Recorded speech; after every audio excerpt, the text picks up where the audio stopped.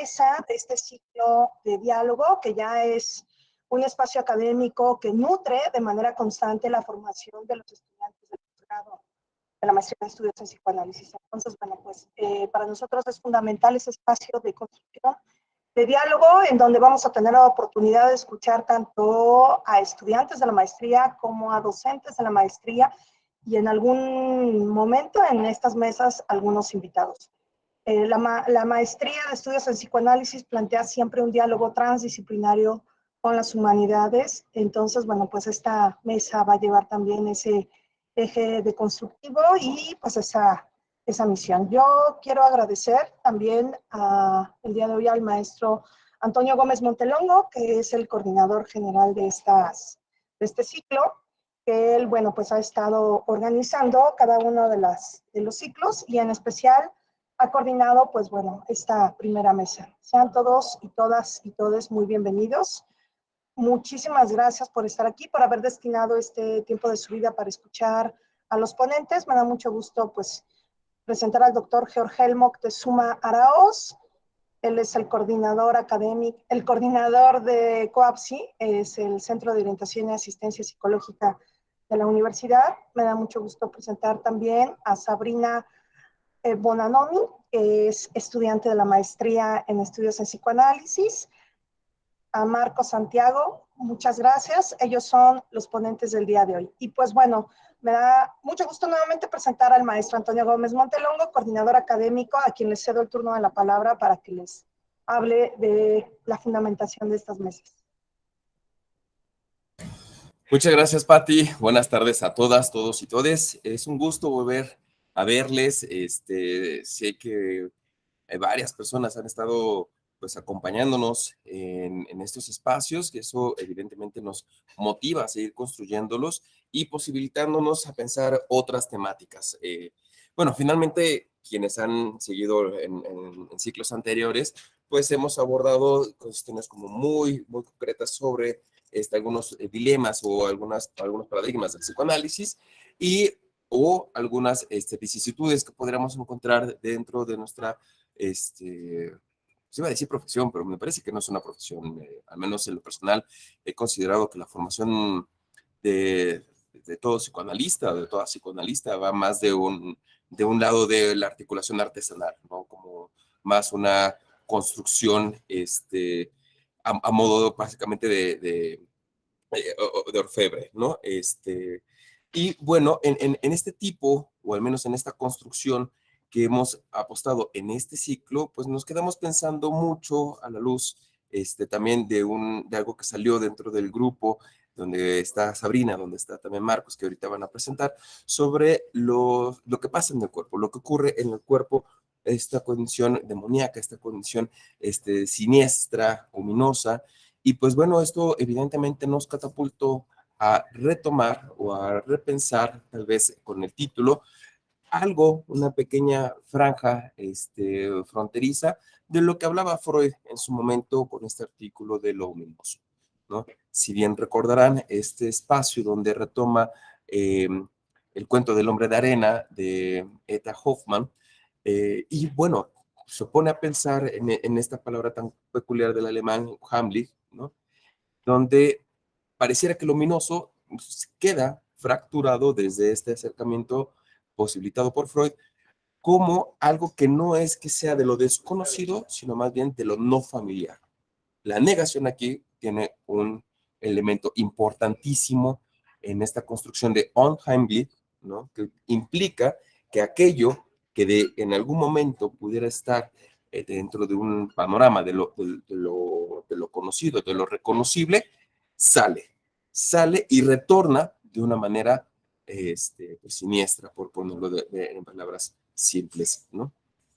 Esto que Freud mencionaba como un Heimlich, lo lleva a pensar también en la condición de la teoría de la angustia, ¿no? Como bien recordarán, pues, ¿qué es lo que sucede con con este fenómeno subjetivo que pareciera que entonces es reactivo en relación a lo que se hace presentar y que en esto que se presenta, en esta ruptura de lo no familiar, en esta condición negativa de lo conocido, pues entonces fragmenta o de una u otra manera rasga algo de la subjetividad, ¿sí? Que deviene entonces en la condición de lo que genera angustia o de aquello que hace angustia. Es por ello, ¿no? Que cuerpo, subjetividad, lo siniestro, pues pareciera que en este ciclo no van a estar separados. De una u otra manera, la invitación que se abrió a quienes han respondido y que van a estar acompañándonos en estas 3 mesas, que no se puede recordarles, como ven en la pantalla, la primera es el día de hoy, habrá una segunda mesa el 12 de mayo, cerraremos el 9 de junio, pues estarán cruzadas con estas incógnitas, o al menos la propuesta es que el tema catapulte a seguir repensando lo que sucede en esta condición subjetiva. Es por esto que también agradezco profundamente al doctor Jorge Moctezuma, que siempre está, como quien dice, ¿no? Al pie de cañón, ¿no? Siempre de manera muy activa con estos espacios, y también a Marcos y a Sabrina, que pues también respondieron de manera pues muy pronta, ¿no? Con esta condición de participar en estos espacios. Les agradecemos profundamente porque la idea es, pues también, digamos, en esta condición, romper la frontera jerárquica, ¿no? De alumno, alumna, profesor, profesora, sí, docente, seminario, y más bien proponer un espacio común más horizontal, donde entonces el diálogo se abra, ¿sí? Entre pares, ¿no? Entre quienes estemos interesados o interesadas en los cuestionamientos desde o vinculados al psicoanálisis y evidentemente sus emergentes, que pues bueno, básicamente mientras haya seres hablantes, sexuados, inmortales, dudo mucho que el psicoanálisis perezca, ¿no? Entonces, para no echar más rollo y pasar ahora sí que al tuétano ya que estamos en lo siniestro, al tuétano de esta mesa, ¿sí? Pues les comentaré que les invitamos a abrir sus cámaras, a cerrar sus micrófonos, y les comento que cada uno de nuestros expositores tendrá un tiempo aproximado de 25 a 30 minutos, ¿no? Libre de abordarlo como a su preferencia con el material que previamente han preparado. Y al cierre de cada uno de las presentaciones de los panelistas y de las panelistas, pues se abrirá un espacio para pelotear lo que haya emergido en esta situación, ¿sí? Bueno, al menos en este intercambio. Para mí es un gusto volver a presentar al doctor Jorge Moctezuma Araoz. Él es licenciado en psicología, es maestro en psicología clínica y doctor en psicología y salud. Tiene un postdoctorado en ciencias médicas de la salud y odontológicas. Es psicoanalista y actualmente es docente investigador de tiempo completo en nuestra casa de estudios en el Colegio de Psicología de la Universidad de Claustro de Sor Juana. De igual manera, como bien mencionó Patti, es coordinador del Centro de Orientación y Atención Psicológica, el COAPSI, y docente de la licenciatura de Psicología y la maestría en estudios en psicoanálisis. Es un gusto volver a tenerlo entre nuestros panelistas, al doctor Jorge Moctezuma. Posteriormente estará acompañándonos también Marcos Santiago López. Él es estudiante activo de la maestría en estudios de psicoanálisis, es egresado de la Facultad de Psicología de la UNAM y docente de nivel medio superior desde el 2016. Es psicoterapeuta focal desde el 2012 y pues bueno, ha sido también un miembro muy activo en su generación, ¿no? Que actualmente está en segundo semestre de la maestría en estudios de psicoanálisis. Finalmente, nos acompañará también Sabrina Onanomi. Ella también es estudiante de nuestra casa de estudios, de la maestría en estudios de psicoanálisis. Ella viene, de hecho, de La Habana, se conecta desde La Habana, ¿sí? Y actualmente cursa la maestría de nuestra casa de estudios. Es egresada de la licenciatura en Estudios e Historia de las Artes por la misma universidad, bueno, por nuestra casa de estudios, y en 2020 impartió el curso en línea titulado Introducción a los Estudios de Género, Feminismos y Postfeminismos. Igualmente fue coordinadora del Seminario de Estudios de Género, Teorías Contemporáneas y Acción Política desde el 2019 hasta el 2021. Y fue profesora adjunta de la materia de Estudios de Género impartida a los estudiantes de la carrera de Trabajo Social en la UNAM. Ha trabajado en proyectos curatoriales, como ha participado también en proyectos de museografía, como Foreign Affairs Game Show, de Morgan Page y Tom Russotti, así como en corporalidades alternativas del artista Ana Miranda. Sin más, les agradezco a nuestras y nuestros panelistas y pues cedo la palabra al doctor Jorge Moctezuma y esperemos que bueno, se generen muchos cuestionamientos sobre lo que hoy se ha debatido. Muchas gracias nuevamente y pues sean bienvenidas, bienvenidos y bienvenidas. Gracias Toño, Pati, a todas, todos. Muy amables por estar acá, con el interés. Creo que, bueno, yo, así como dijo Pati, creo que la orientación, uno de los enfoques que tiene que ver con la maestría, es lo transdisciplinario. En mi caso, en este momento, lo que quiero compartirles o poner a su consideración tiene más que ver con esa confrontación permanente de la clínica, ¿no? Creo que la obra freudiana y psicoanalítica en general, pues uno de sus alimentos, ¿no? Tiene que ver con la clínica, ¿no? Cómo es que los conceptos son vigentes, están vivos, son cambiantes, en función de los problemas a los cuales nos enfrentamos en términos clínicos en ese territorio. Esto que están viendo ahí en la pantalla, bueno, así lo titulé mi participación, notas sobre Das Unheimlich y el giro epistemológico del más allá del principio del placer, incidencias en la clínica psicoanalítica contemporánea. Hace rato Toño comentó, ¿no? Mientras haya sujetos hablantes, también sujetos sufrientes, pues el psicoanálisis es vigente, ¿no? Está vivo y es necesario, ¿no? Es un dispositivo, es una praxis, es un discurso, incluso podría decirse que es una ciencia o es muchas cosas, ¿no?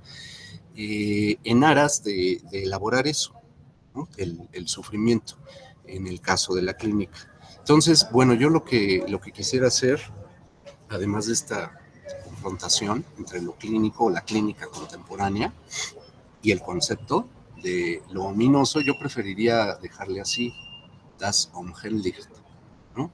Y ahorita hago explícito el por qué.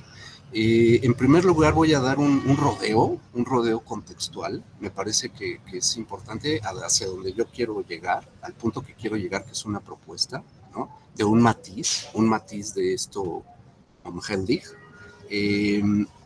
Primero, pues dar un rodeo, ¿no? Por el contexto. Creo que cualquier texto, si no tiene contexto, se le pueden atribuir muchas cosas que no están allí del todo, y no lo digo en términos de legalismo o ortodoxia o purismo, o sea, no, sino más bien pues de rigor, ¿no? En aras de buscar ese rigor, pues bueno, creo que es importante dar ese rodeo. Por otro lado, pues hablar un poquito del giro epistemológico, o así yo lo nombraría, ¿no? La publicación de ese texto de un año posterior a Das Unheimlich, ¿no? Es de 1919, más allá del principio del placer es 1920, y ahí pasaron muchas cosas en términos del desarrollo, ¿no? Del psicoanálisis. Y mucho de eso, ese giro, pues tuvo que ver con justo la clínica, ¿no? Ahí aparece, entre otras cosas, pues la pulsión de muerte. Y en tercer lugar, finalmente, pues una propuesta, ¿no? Una propuesta de ese matiz, que ya lo decía un poco, y qué incidencias podría tener en la clínica psicoanalítica contemporánea. Yo, pues al preparar esto, estar pensando sobre este asunto, pues me quedan más preguntas que respuestas, pero está bien, creo que está bien, ¿no? Creo que de eso se trata. Los manuscritos freudianos que se conservaron fueron adquiridos por la APA, por la American Psychoanalytic Association. Todos esos textos, ¿no? Saber, fueron transferidos a la Sigmund Freud Collection, ¿no? O sea, todos esos textos están ahí resguardados, a excepción de la parte que le pertenecía a Anna Freud. En 1986, años después porque Anna Freud murió antes, ¿no? Varios textos estuvieron, la sexta parte de esos textos estuvieron en Hampstead, ¿no? Ahí recordemos que fue el consultorio de su papá y de ella misma también, ¿no?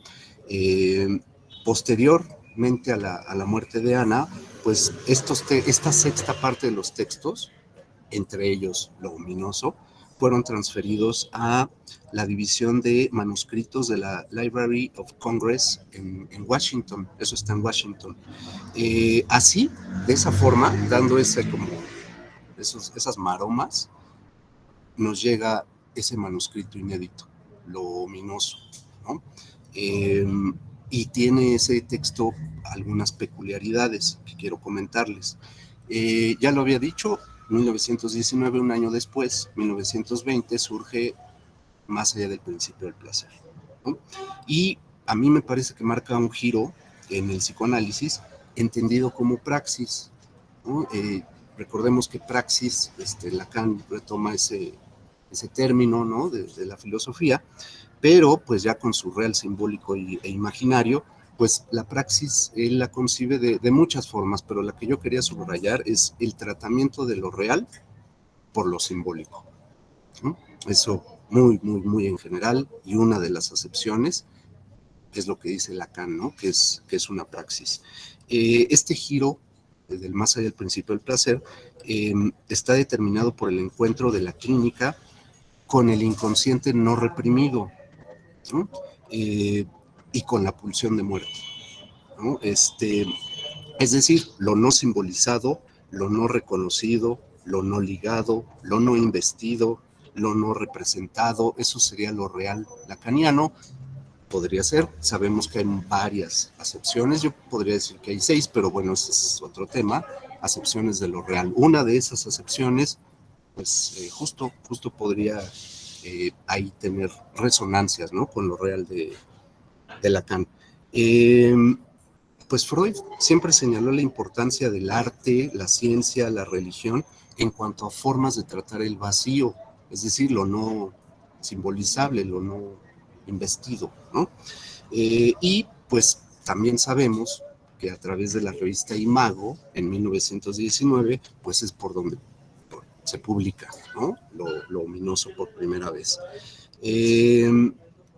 También hemos de saber que Freud entrega a su editor, ¿no? Una versión no mecanografiada. ¿Esto por qué lo subrayo? Porque lo usual, ¿no?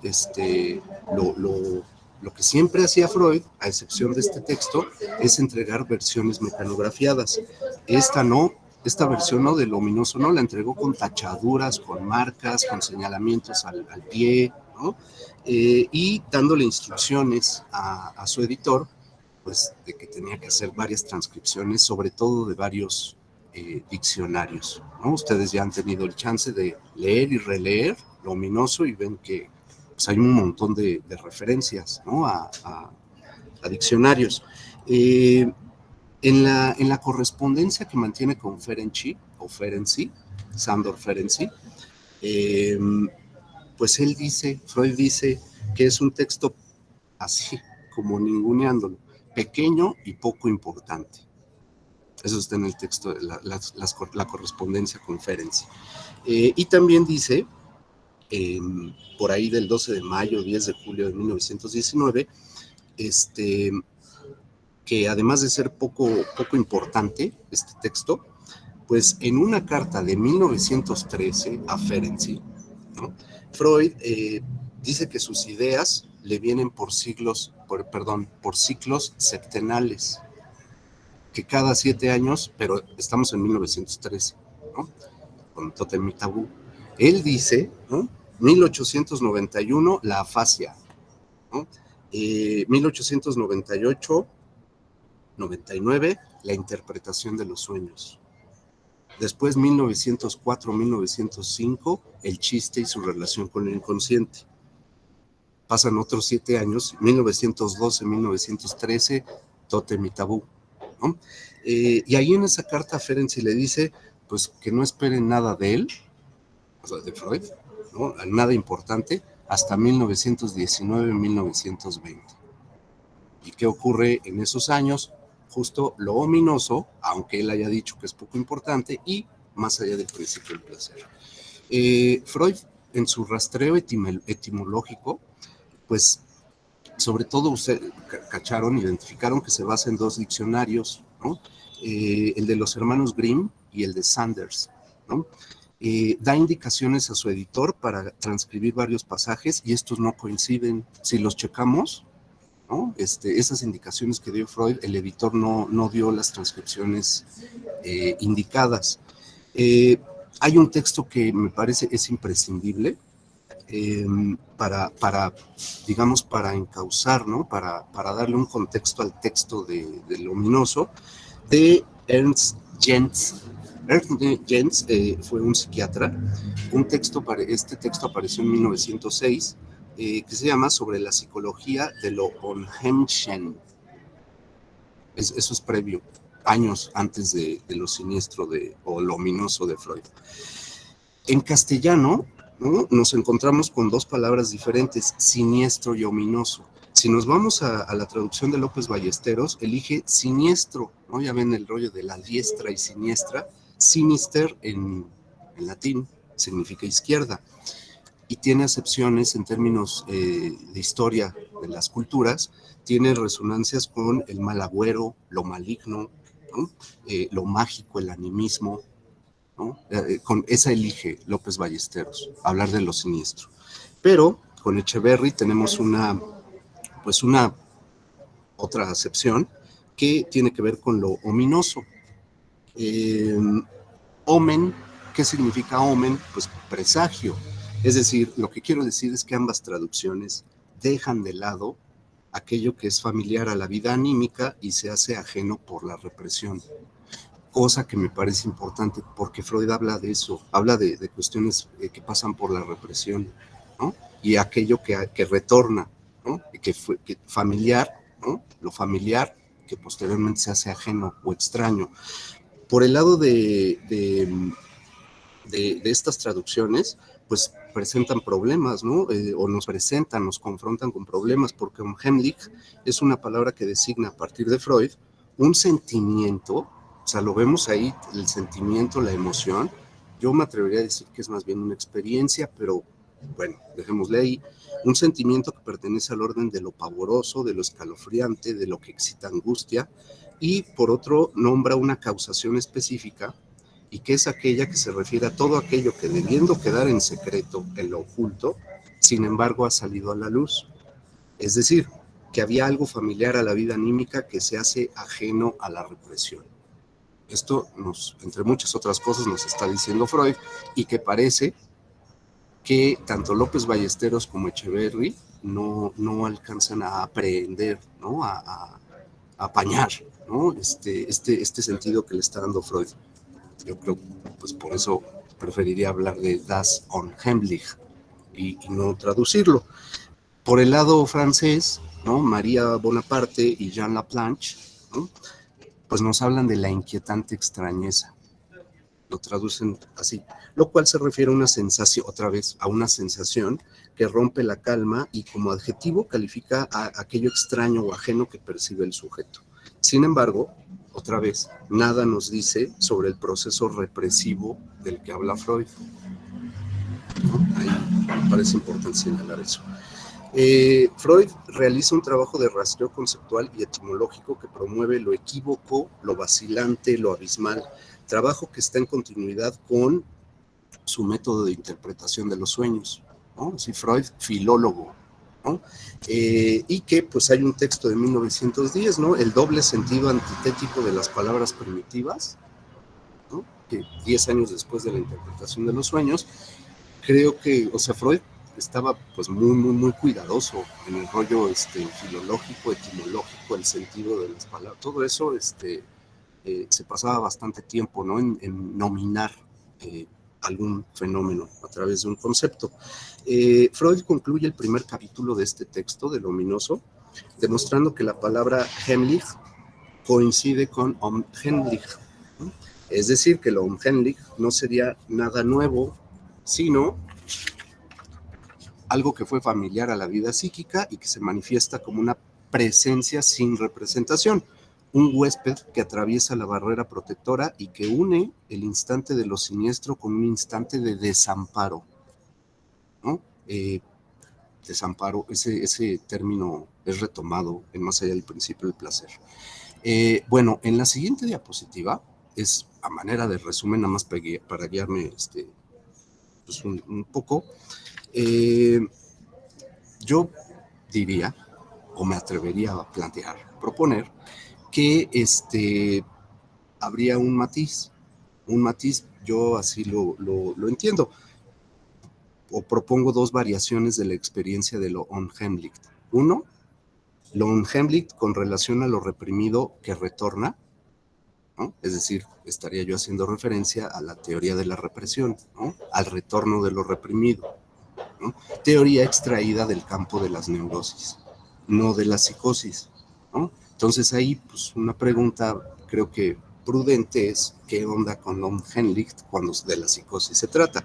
Y dos, la otra variación, lo unheimlich sin representación, ¿no? Uno, lo unheimlich con relación a lo reprimido que retorna, pues yo me atrevería a decir que es una formación de lo inconsciente, en tanto retorno de lo reprimido, básicamente sería una experiencia peculiar que podría ser reelaborada, reescrita, resignificada a partir del trabajo psicoanalítico propio del campo de las neurosis. Me atrevería también a decir que es un fenómeno experiencial neurótico ligado al proceso de la represión, ¿no? Y dos, algo distinto, de ahí el matiz, lo unheimlich sin representación, ¿no? Esto yo lo pienso así, que se deriva del giro epistemológico referente al más allá del principio del placer, que se encuentra ligado o vinculado a lo no representado y al desamparo, era lo que les decía antes, el Hilflosigkeit, ¿no? Cuando habla del Hilflosigkeit, el desamparo, pues también habla de la acción del otro, ¿no? O sea, que el sujeto en ciernes, no el sujeto, pero pues sí, a veces habla de individuo, ¿no? Freud, está a la espera de una acción del otro. A eso le llama Nebenmensch, ¿no? En alemán. No hay retorno de nada familiar sentido como ajeno, sino más bien es un eterno desamparo, es una experiencia de desamparo innombrable, ¿no? O quizá un indeterminado aislamiento ontológico de disolución del sujeto, ¿no?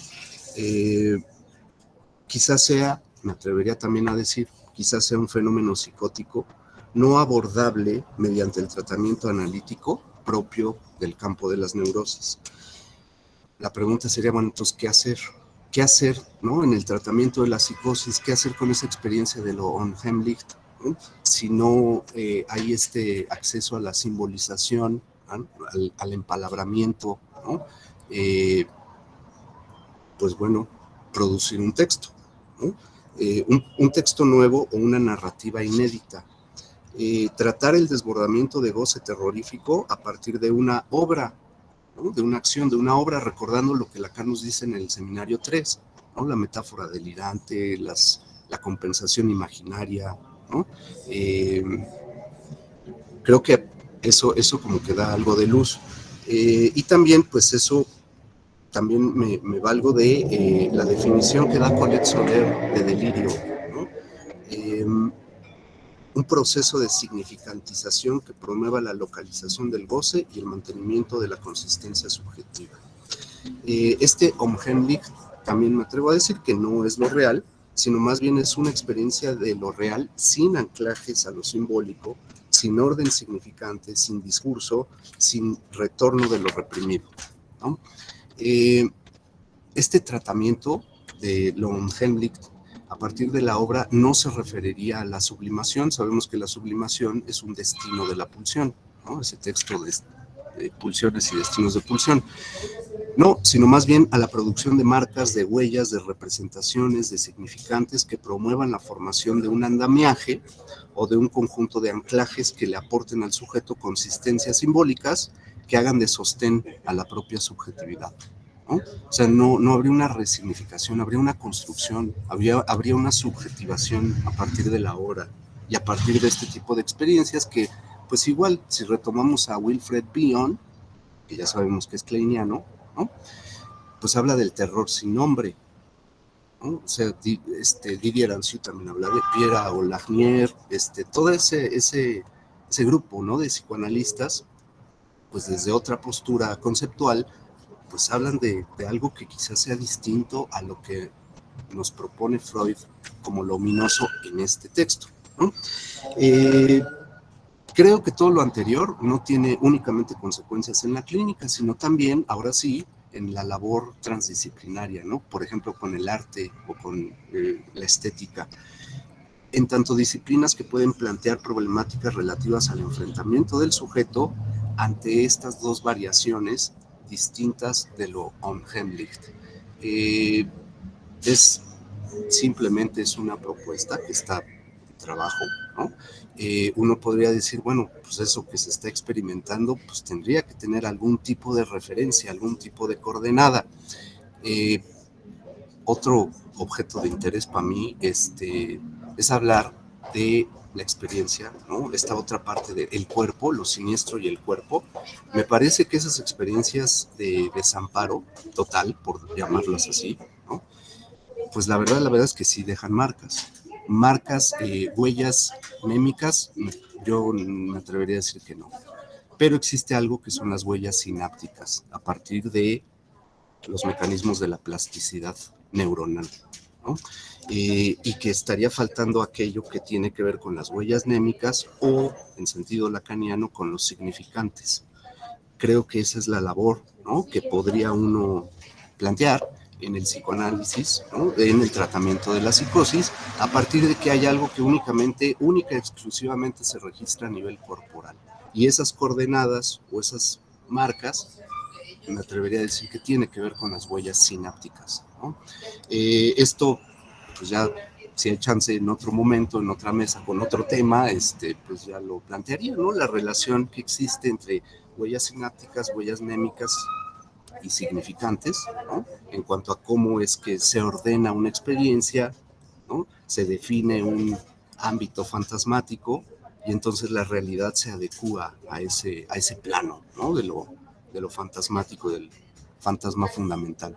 Creo que acá estaríamos hablando, en esta acepción de lo unheimlich, de otra cosa, de una cosa diferente, de una experiencia distinta, y pues con esto les comparto, les agradezco mucho y pues como dije al principio, creo que pues, para mí sí quedan muchas preguntas que ya en otro momento habrá chance de intentar responder. Muchísimas gracias.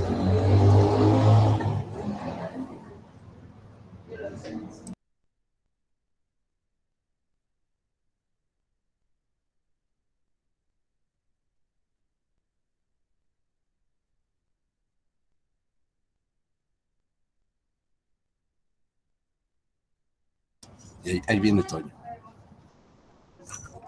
Presente. Perdón, es que estoy en una llamada. ¿Qué pasó? Me parece, sigue Santi o Sabrina, no sé. Perdón, es que llegó una llamada ahorita de otra área. Mil perdones si estoy con ustedes, pero estoy ahorita en modo pulpo, lo siento. Adelante, Marcos, empiezo a proyectar entonces. Por favor, bienvenidos todos. Gracias por estar aquí. Gracias a todo el departamento de la maestría por el espacio. Y bueno, siguiendo con esta cuestión de las mesas de diálogo, ¿no? Tenemos que enfocarnos mucho en la cuestión del cuerpo. Disculpen si de repente escuchan ruido, pero siempre pasan cosas cada vez que voy a exponer algo. O son los cachorros o son los niños los que salen a jugar.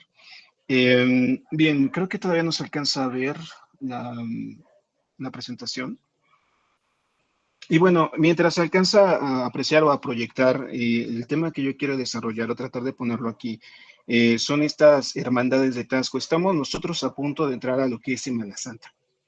Y es un reflejo para mí, en lo personal, de cómo se manifiesta el cuerpo dentro de estos siniestros, ¿no? Cómo se encuentra ya en una manifestación a través de la fe o a través de algún otro tipo de comportamiento, ¿no? Estas hermandades de Tasco, y bueno, yo así lo titulé, el cuerpo al servicio del nazismo secundario, porque voy a hacer todo posible para relacionarlo con, ¿no? Esto también da para muchas cosas de qué hablar, esto da para una investigación todavía un poco más profunda. Pero lo que yo trato de hacer es de dónde podría surgir este comportamiento, ¿no?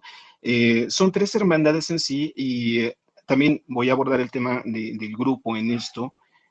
¿Por qué? Porque estas hermandades son la forma en que tienen de juntarse personas de diferentes tipos de estratos sociales, donde todos tienen básicamente el mismo nivel. Desaparece por completo lo que viene siendo edad, régimen y demás, y se tratan de mantenerse en una simbiosis donde van a manifestar su fe. ¿Se me podrían poner la próxima, por favor? Bien, hay tres hermandades principales. En la procesión de Tasco Guerrero, que quien tenga la oportunidad vaya a verla, realmente es muy enriquecedor.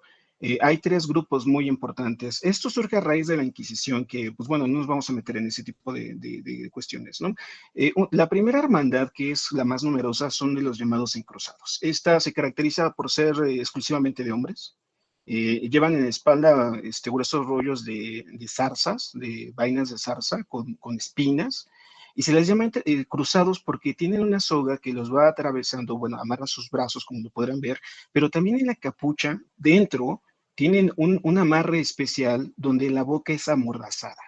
Entonces, esto dificulta mucho también la respiración de los encruzados para que puedan empezar a hacer la procesión. La otra, por numeración, son los flagelados. Los flagelados son personas que van cargando una cruz, llevan el torso descubierto, al igual que los encruzados, pero en ciertos momentos de la procesión agarran y empiezan a golpearse el cuerpo con un aditamento, el cual pues les empieza a generar flagelaciones. Y posteriormente, el grupo menos numeroso, y no por ello menos importante, es el de la Hermandad de las Ánimas.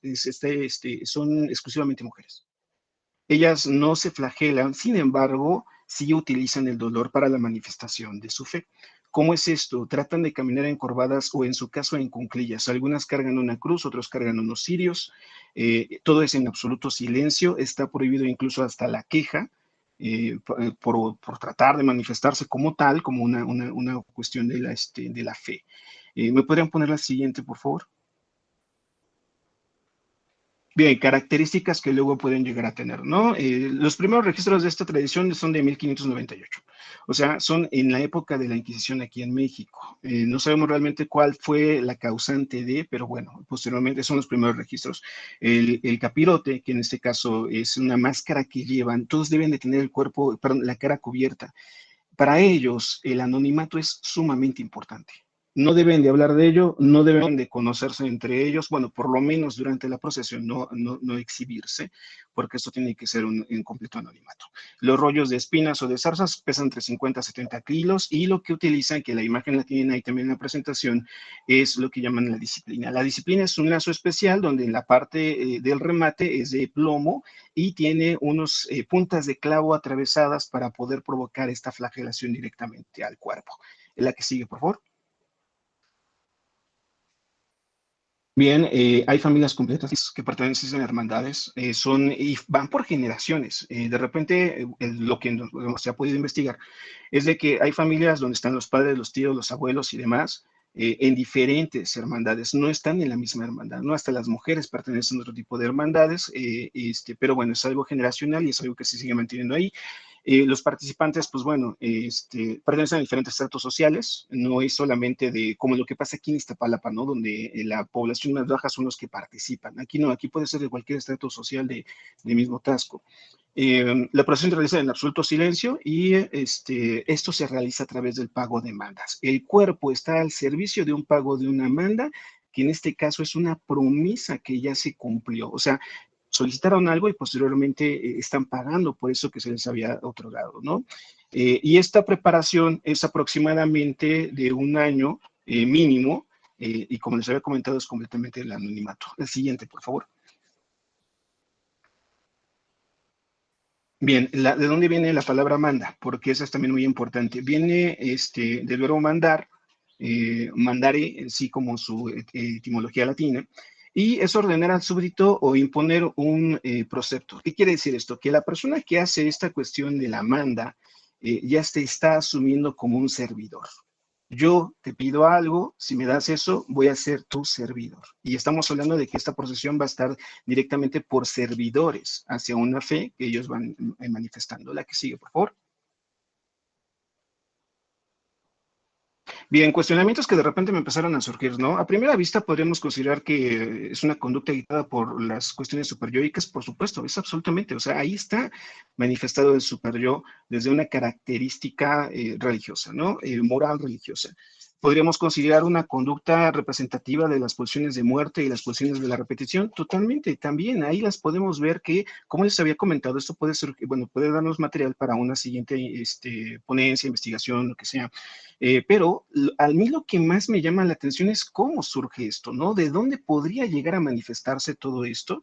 Y entonces yo encontré que posiblemente, a riesgo de equivocarme, pero posiblemente sea un retorno al narcisismo y, bueno, obviamente tendría que ser la cuestión del narcisismo secundario. Aquí hay algo muy curioso. No nos podemos manejar nosotros de una forma colectiva, grupal. No. Cada uno de los individuos reacciona de una forma diferente y tienen una historia diferente.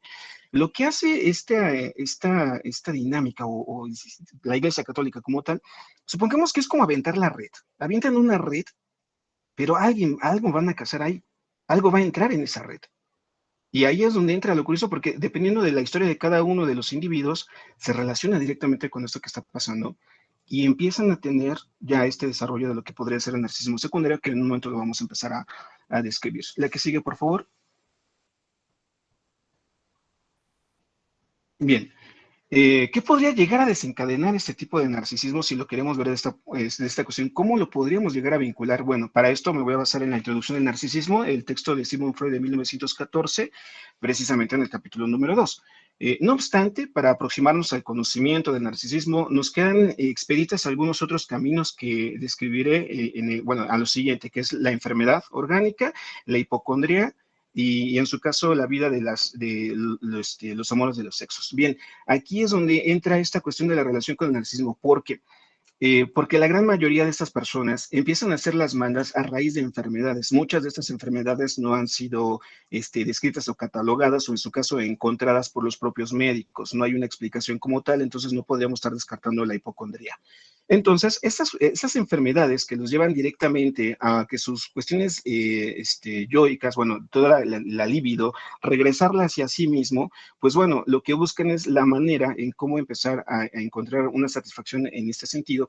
Y a su vez también está la dinámica grupal de pedirle, en este caso, al santo patrono de Tasco Guerrero que los ayude para aliviarse a cambio de formar parte de este tipo de procesiones, que puede llegar a ser 1, 10, 15 años, dependiendo de la persona que lo pueda llegar a pueda llegar a ser la promesa, ¿no? Pero aquí vamos a encontrar esto, enfermedades orgánicas que son curadas, una hipocondría posiblemente, que también encuentra una solución en esto, y muy raros los casos donde hay una vida amorosa de los sexos, en este caso cuando de repente piden pareja, porque sí los hay. Llegan personas que dicen, oye, ¿sabes qué? Échame la mano para encontrar la pareja. Lo encuentran y van a cumplir su manda por la promesa que ellos habían hecho. La que sigue, por favor. Bien, y dentro de este mismo texto, Freud nos empieza a mencionar diferentes tipos de narcisismo, pero aquí también es algo muy complejo, de lo cual no podríamos saber solamente de una especie de narcisismo, pero bueno, Freud nos menciona. Tenemos aquí 4 tipos de narcisismo: a lo que uno mismo es, a lo que a sí mismo es, esta regresión hacia el objeto de placer, hacia el uno mismo, lo que uno mismo fue, lo que pues en la infancia pudimos llegar a ser, y lo otro es a lo que uno querría ser, ¿no? Y aquí es donde esas cuestiones sociales, morales, empiezan a crear algo que vamos a verlo como el ideal del yo, que ahorita vamos a hablar acerca de eso, y este podría ser uno de los principales que se empieza a manifestar, hablando del narcisismo. Lo que uno querría hacer, lo que uno no pudo haber sido de niño, tendría la oportunidad de hacerlo a través de este tipo de dinámicas, a través de este tipo de profesiones donde podrán encontrar un estatus aún mayor o ser queridos hasta cierto punto dentro de lo inconsciente, por lo que no hayan tenido anteriormente, ¿no? Pero también Freud nos habla de que cuando de repente entramos en estas regresiones yoicas, podemos tener un apuntalamiento hacia la mujer nutricia o en su caso hacia el hombre protector. En estos casos vamos a poder encontrar este apuntalamiento hacia el hombre protector, que en este caso sería Cristo. La imagen que ellos empiezan bueno, a quienes dedican todo esto. La que sigue, por favor. Bien, ¿Qué nos menciona Freud esto? No hemos inferido de que los seres humanos se descomponen en estas dos dinámicas, nada más son un narcisismo o el apuntalamiento. No pueden escoger uno u otro. Y luego en ocasiones podría ser tan complejo que podrían estar ahí vinculados el uno o el otro, ¿no? Que en este caso yo considero que sí, algunos podrían entrar el apuntalamiento por la cuestión del el protector y el otro podría ser el narcisismo hacia lo que uno pudo haber querido ser. La que sigue, por favor. Disculpen que hable un poco rápido, pero de repente me di cuenta que era mucha información. Bien, nuevamente sobre esto que es la introducción al narcisismo, capítulo número 2, aquí nos empieza a mencionar Freud. Tenemos sabido que las mociones pulsionales libidinosas sucumben al destino de la represión. Aquí es donde ya vamos a empezar a ver cómo este narcisismo se empieza a desarrollar el yo ideal, que es donde podrían ellos engancharse dentro de estas cuestiones libidinosas para poder entrar en esta dinámica directamente y obtener algo más allá de lo que podrían llegar a ser las mandas, ¿no?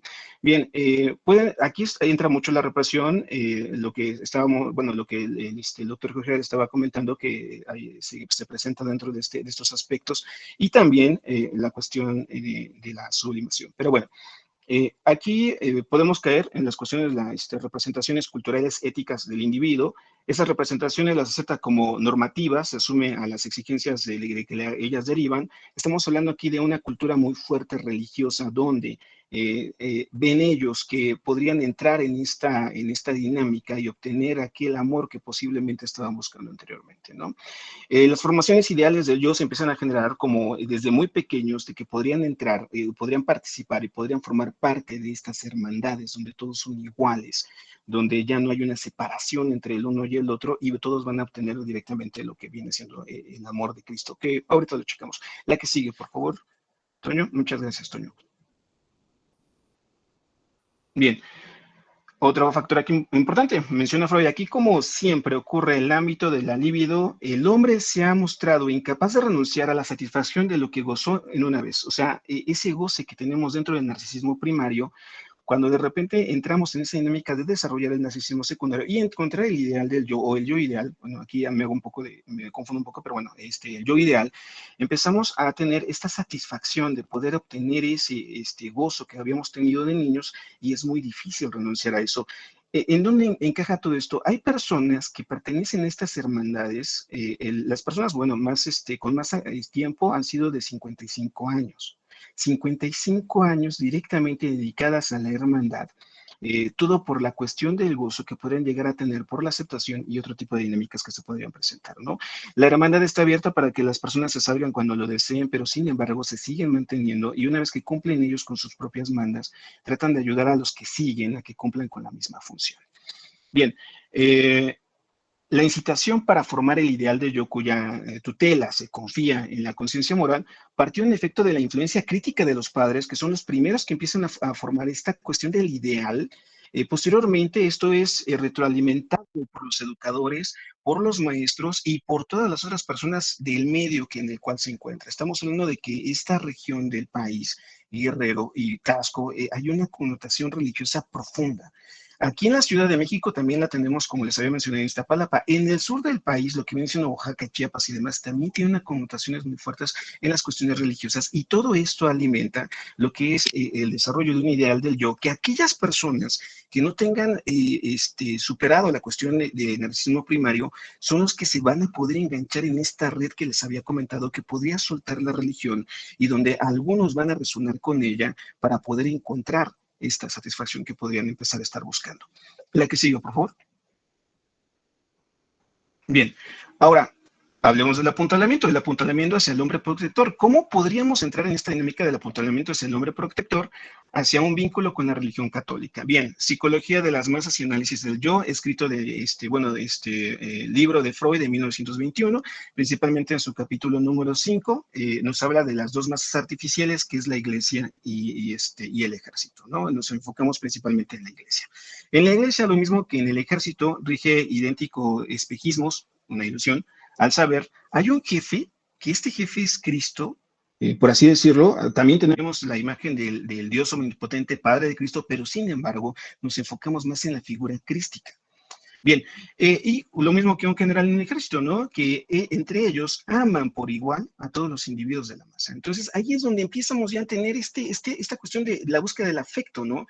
Ya está la promesa de que en el momento en que entramos en estas hermandades, vamos a tener ese amor, esa protección del hombre omnipotente, todopoderoso llamado Cristo, y que va a dar el amor por igual a cada uno de ellos. La que sigue, por favor.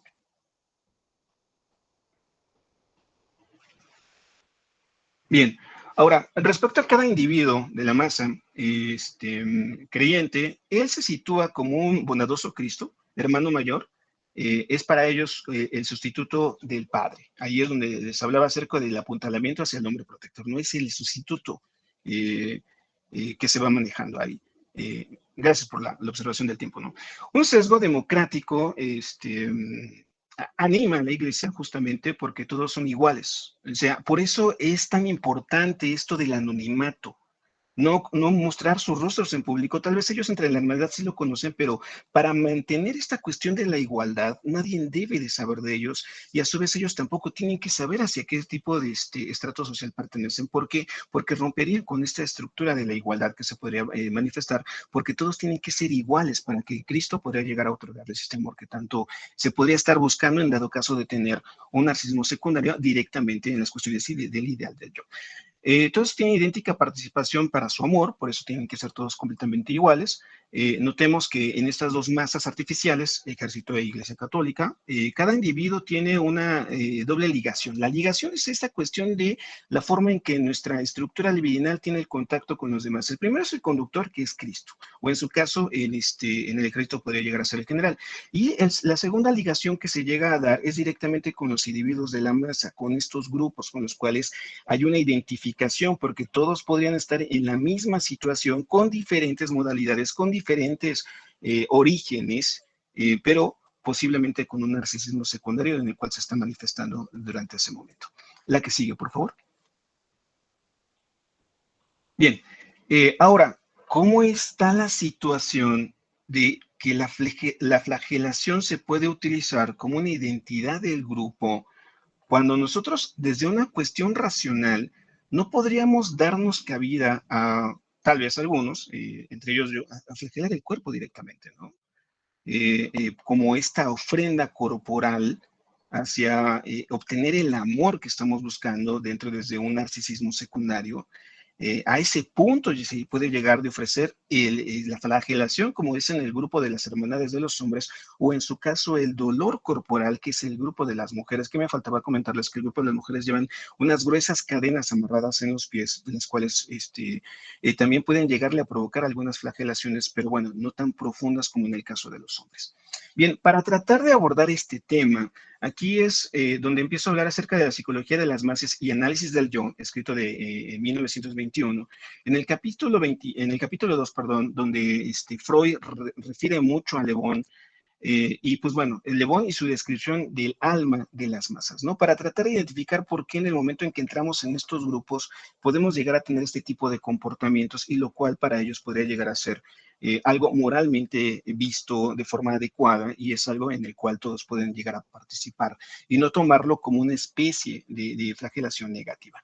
Bien, lo primero que menciona Le Bon aquí o que traté de rescatar es tal es aproximadamente el estado del individuo perteneciente a una masa psicológica, no tiene ya conciencia de sus actos en él, lo mismo que en el hipnotizado, al par que ciertas actitudes se encuentran neutralizadas, otras pueden elevarse hasta un grado extremo de exaltación.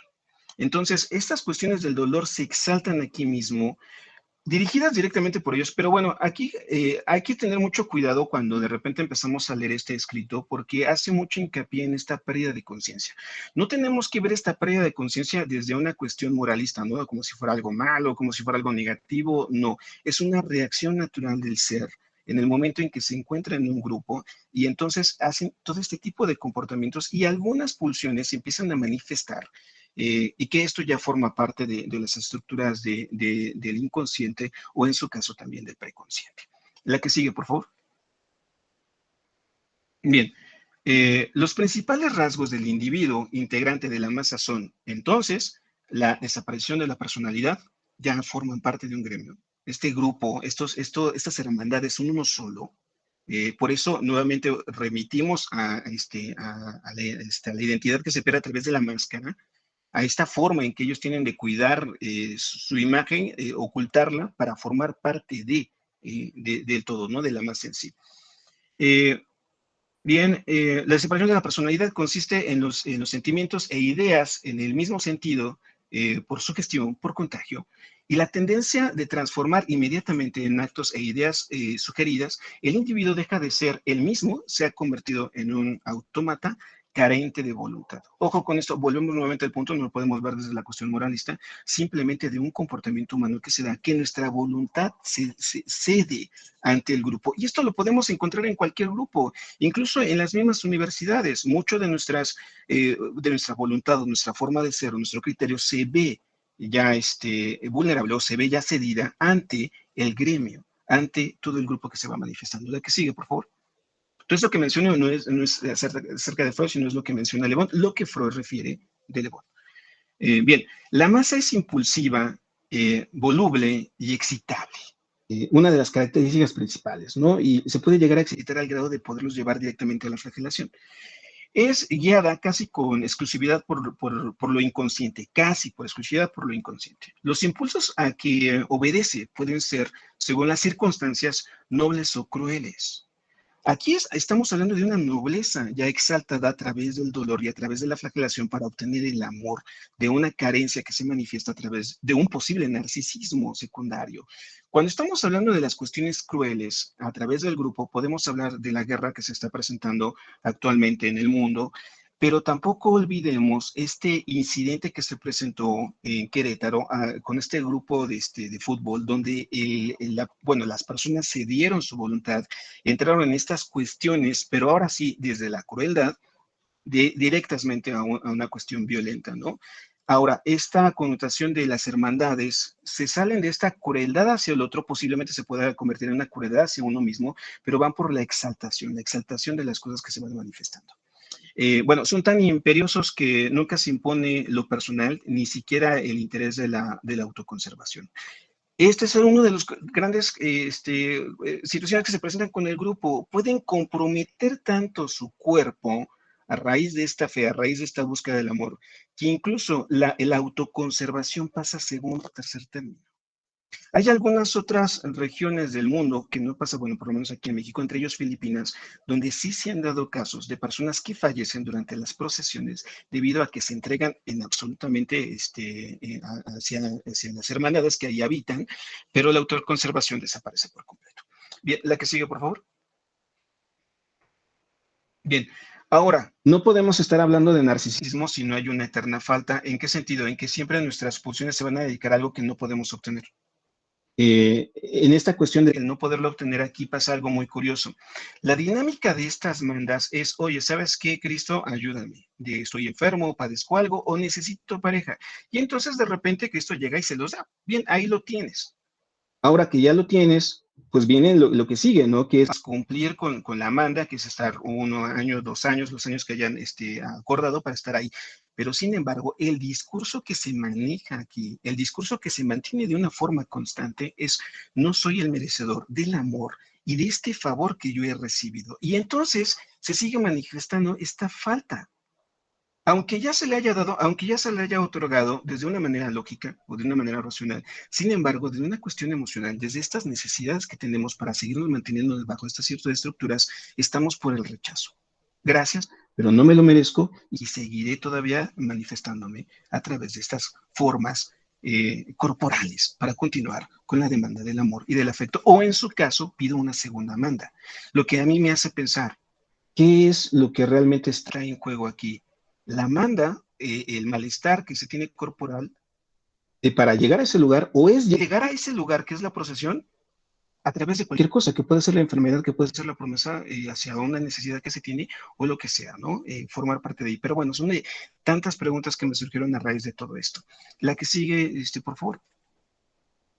A un modo de conclusión, a grosso modo, aquí trato de no generalizar, no vamos a crear una generalización, pero podría considerarse el retorno al narcisismo como uno de los factores que desencadenan ese tipo de comportamiento, pertenecer directamente a estas hermandades, utilizar el cuerpo para manifestar este deseo del amor, o en su caso no merecer el amor, como les había mencionado, en el momento en que se empiezan a flagelar.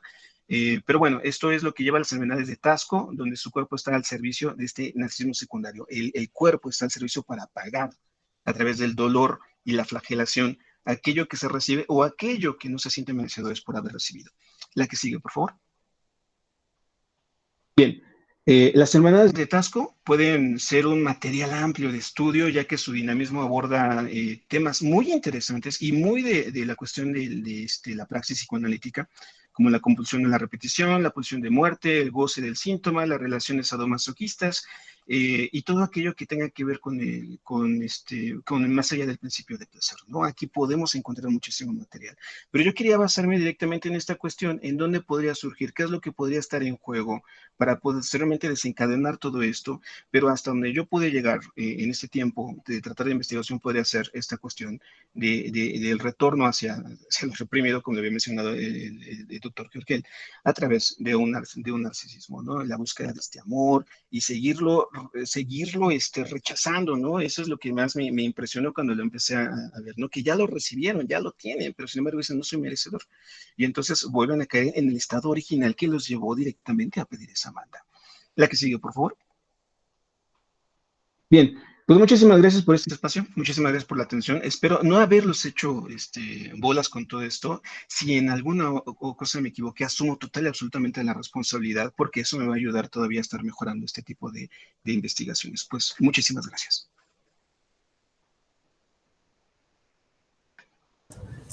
Muchas gracias, Marcos. Pues bastante interesante este abordaje que propones. Evidentemente, sí, como este y otros fenómenos, el cuerpo se vuelve receptor de todo aquello que acontece, no solamente desde el ámbito de lo cultural, sino también desde lo subjetivo en relación hacia dónde van dirigidos estos actos, ¿no? Cedemos ahora la palabra a Sabrina Bonanomi, sí, perdón. Y adelante, Sabrina, bienvenida. Hola, no sé si puedas dejar de compartir pantalla. Gracias. ¿Me escuchan bien? Ok, Se te escucha excelente. gracias. Pues gracias, Patti, por el espacio y Toño también. Creo que es interesante porque al igual que Marcos, voy a tocar un poco el tema de religioso y también de desamparo paterno con lo de esto que mencionaba Freud en Tótem y Tabú, del vínculo entre el desamparo paterno, perdón, y la religión, ¿no? O la búsqueda de este sentimiento religioso. Y pues no quiero hacer así como un resumen de lo que Freud dice en Lo ominoso, pero me parece importante nada más empezar a retomar algunos de los conceptos que utiliza. Y como ya dijo Georgel, pues lo ominoso es aquello que alguna vez fue familiar, pero que fue reprimido y regresa, ¿no? Como en un tercer tiempo. Y esto ominoso retorna, digamos, de una forma desfigurada, pero que es hasta cierto punto reconocible y que está vinculado con algo que alguna vez fue deseado, ¿no? Tengo esta cita de Freud que dice, lo ominoso del vivenciar se produce cuando unos complejos infantiles reprimidos son reanimados por una impresión o cuando parecen ser reafirmadas unas convicciones primitivas superadas. Freud utiliza muchos ejemplos de la literatura para hablar de esto que él considera ominoso, y mi ñoña interior pues me impide hablar de esto sin mencionar a Lovecraft, que Freud no hace referencia a Lovecraft, pero... Perdón. No importa.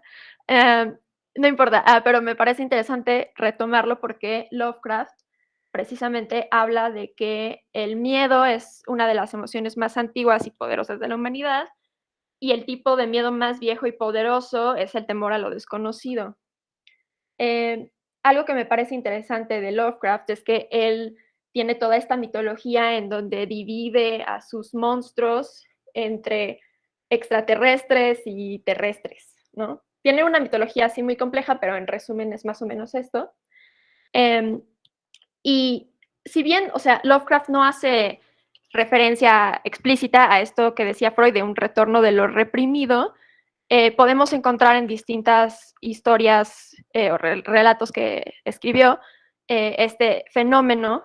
Por ejemplo, en La llamada de Cthulhu es el resurgimiento de un monstruo que estuvo dormido durante milenios y resurge, ¿no? O, por ejemplo, también en el relato de el caso de Charles Dexter Ward, podemos ver cómo esto reprimido resurge como un malestar familiar que se va heredando como una enfermedad que tiene que ver con, en realidad, con lo monstruoso. El personaje principal se va transformando poco a poco en uno de estos monstruos de la mitología Lovecraftiana. Y algo interesante es que estos dos relatos, La llamada de Cthulhu es del 26 y el caso de Charles Dexter Ward es del 27, tienen que ver con una época en la que Lovecraft se fue a vivir a Nueva York y conoció a un montón de personas extranjeras, ¿no? Él había vivido en un poblado pequeño durante toda su vida. De pronto su tío muere y se queda sin sustento económico. Entonces tiene que ir a vivir a Nueva York, a un departamento muy pequeño, y se da cuenta de que en Nueva York hay un montón de personas de distintos grupos sociales y, en resumen, pues personas no blancas. Y esto escandalizó muchísimo a Lovecraft y habla de esto como también como lo desconocido, ¿no? No es no es poco sabido este asunto de que Lovecraft tenía estas inclinaciones y que las pone también en sus escritos. Pero bueno, ya esto es como a modo de introducción sobre lo ominoso. Pero quiero decir, ya entrando más al tema, que resulta complicado pensar en algo más familiar que en la función nutricia o este primer objeto de deseo que muchas veces podemos vincular con la madre, aunque no siempre. Y este vínculo materno es descrito por Freud en muchísimas obras, pero sobre todo en sus 3 ensayos de teoría sexual, en donde habla de que, abro cita, el hecho de mamar el niño del pecho de su madre se vuelve paradigmático para todo vínculo de amor. Cierro cita. Aquí el autor explica el motivo por el cual la maternidad tiene un papel fundamental para el funcionamiento pues, de la sociedad en general. Sin la madre no hay vínculo. Y es también a partir de esto, del narcisismo de la madre, que podemos reconocernos como sujetos, ¿no? Por primera vez. Y mi pregunta va hacia qué sucede cuando esto del terreno de lo ominoso regresa como la figura de la madre o como algo relacionado con lo materno, algo que alguna vez fue lo más familiar y lo más conocido, ¿no? Freud explica en el texto del ominoso precisamente, o lo unheimlich, porque como dice Georgel, hay que decir mejor lo unheimlich, diría que, bueno, ahí Freud dice que los bebés no son capaces de diferenciar entre lo animado y lo inanimado, ¿no? Sin embargo, esto no es lo único que hace que algo sea ominoso. Cuando algo inanimado de pronto se vuelve animado. Pienso, por ejemplo, en Chucky o en Annabelle o en las muñecas que de pronto cobran vida, porque resulta que al principio deseamos que la muñeca cobre vida, ¿no? Esto dice Freud. Es como una fantasía de la niñez que de pronto se convierte en algo aterrador. Entonces hay ahí una contradicción porque hay un deseo en algún lugar implícito, ¿no? Y pienso precisamente en The Beagle, en el caso de el análisis que hace Winnicott de una niña, en donde la madre regresa por las noches como una madre negra, no racializada negra, sino como literalmente negra, que busca amamantarla, y que también hay una versión de ella que es es negra y que está relacionado ahí con lo maligno, pero que obedece a una fantasía y que al mismo tiempo da miedo o está en el terreno de lo unheimlich, ¿no? Y precisamente hablando ya de Winnicott, regreso a la pregunta principal, que es, ¿qué sucede cuando aquello ominoso, o sea, regresa? Aquello que era en algún momento lo más familiar, regresa como algo que provoca terror, que va más allá de la angustia, ¿no?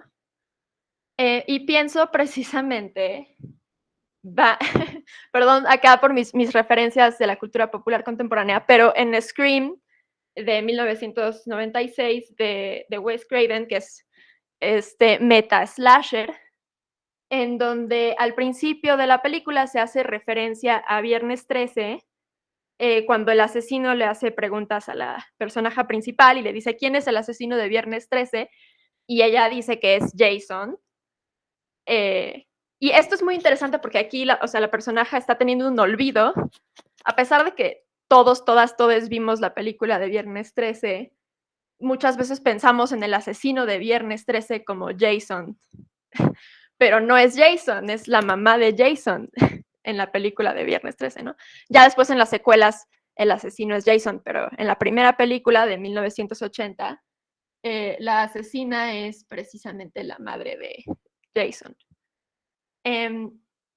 Y bueno, regresando al terror como en la producción cinematográfica, ya más allá de la literatura y de lo que decía Lovecraft, Robin Wood, que es un teórico de cine estadounidense, nos explica que la verdadera materia del género de terror es la lucha por el reconocimiento de todo lo que nuestra civilización reprime y oprime.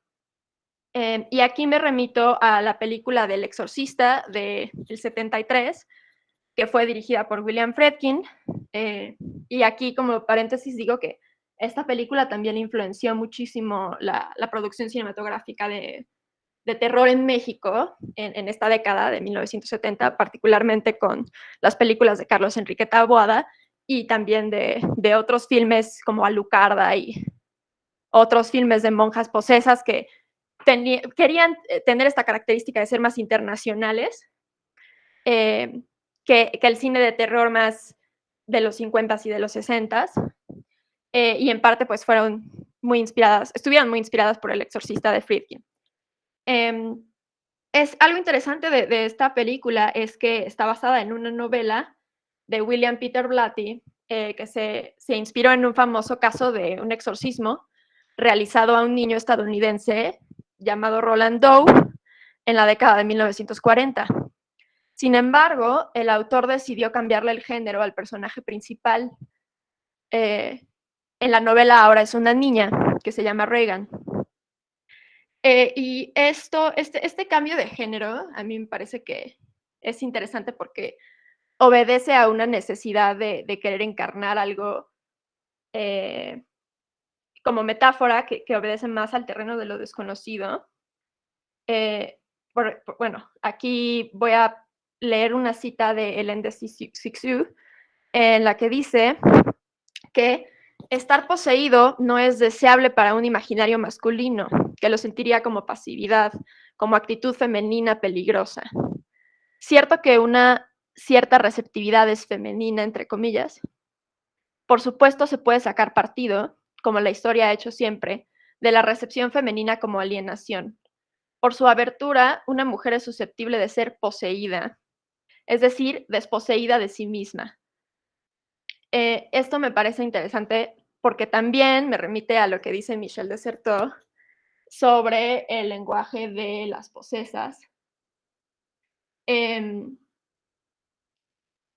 bueno, en esta película también la resalto porque trae el tema de la maternidad muy explícitamente con la madre de Regan, que es una mujer recientemente divorciada. No, estas películas de terror de los 70s ya traen un asunto que habla más de lo particular, en lugar de un miedo generalizado, como de la Guerra Fría, como muchas películas de terror de los 40s y 50s. Ya en los 70s podemos empezar a ver que se tratan temas más particulares como el duelo.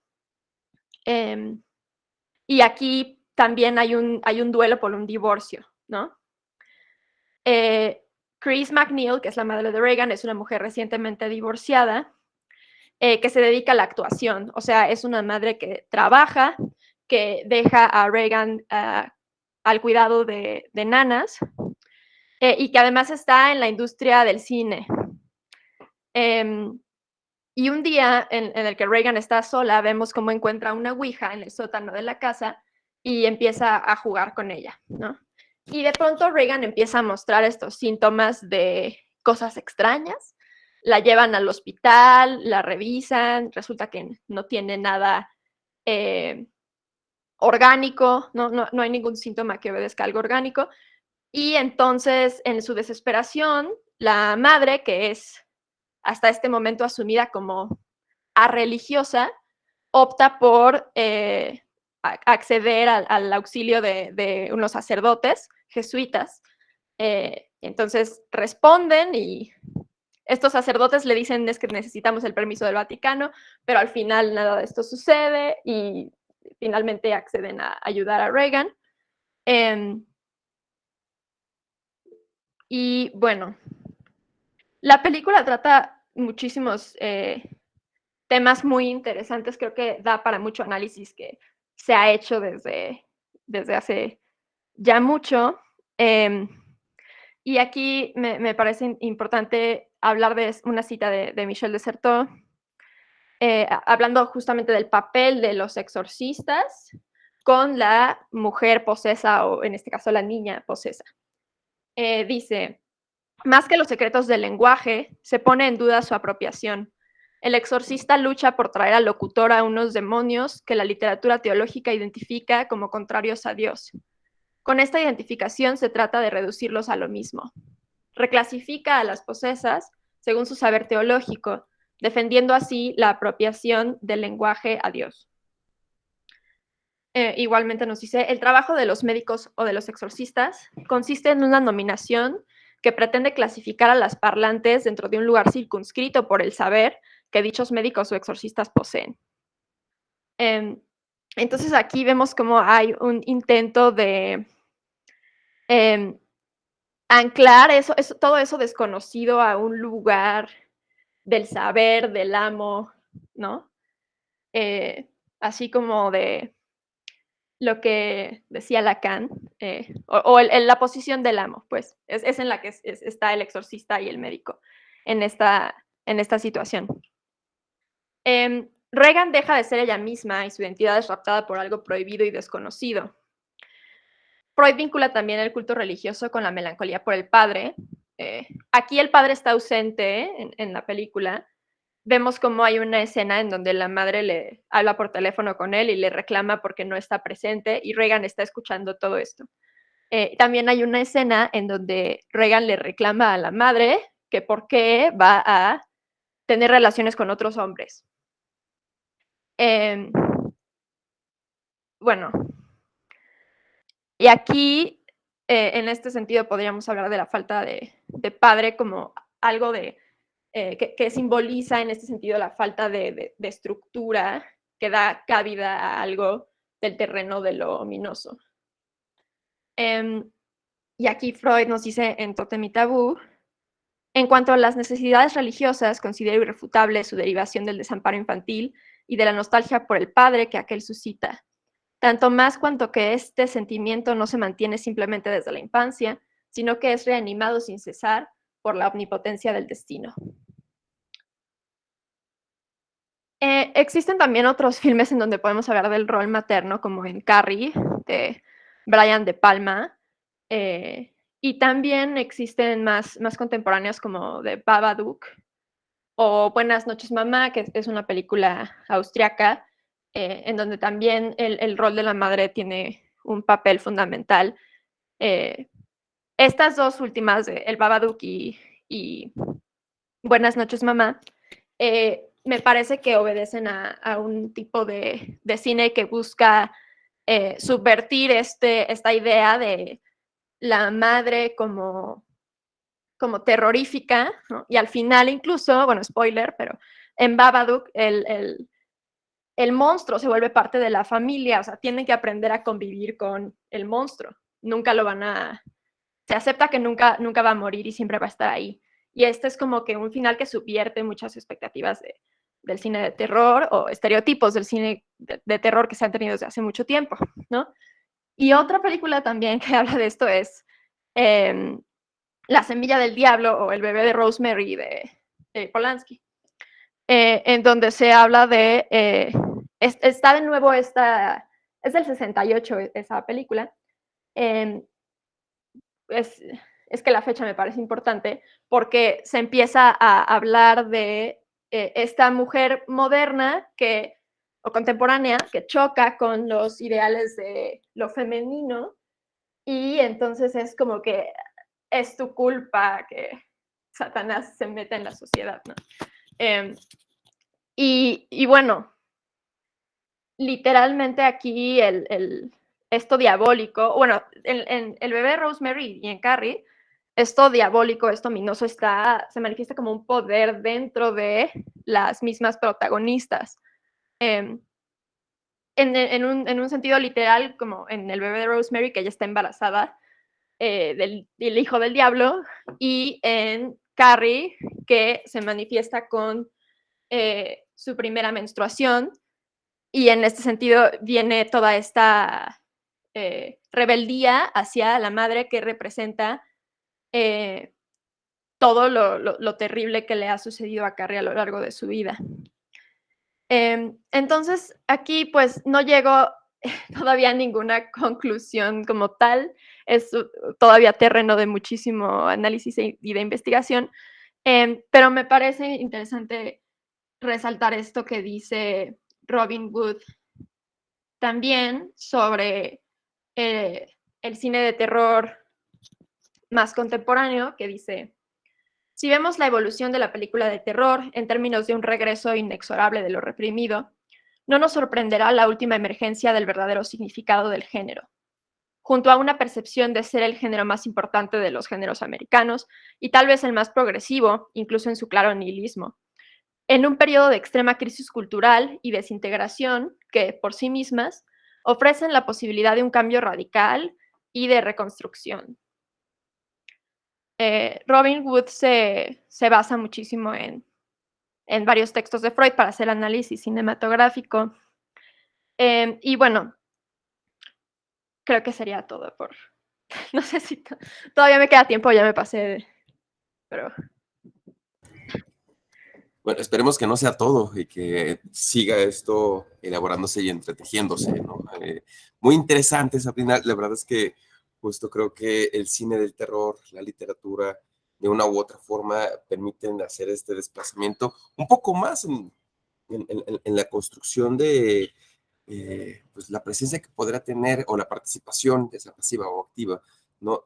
De lector o del cinéfilo frente a estos tópicos, ¿no? Porque hay algo que siempre va a retornar, ¿no? De una u otra manera, lo que está acosado en estas películas, hablando con una colega justo tras bambalinas, pues sí hay una construcción de cómo los personajes, ¿no? Cómo estas figuras, tanto de la madre como del padre, empiezan a tomar de repente unos papeles muy particulares en la construcción de las subjetividades que se plasman en las películas, ¿no? Estoy pensando también en Psicosis, por ejemplo, ¿no? Y la referencia de Viernes 13 es clarísima, ¿no? Porque se desplaza como si fuera la figura materna, una condición secundaria, cuando es motor al menos de todas estas sagas, ¿no? Pues, muchas gracias, Sabrina, muy interesante tu aportación, tu propuesta, muchas felicidades, y pues abrimos el espacio a preguntas, comentarios. Me parece que Insight Psicología tenía la mano alzada hace un momento, no sé si esté acompañándonos, el compañere, si gusta también abrir el micrófono, adelante.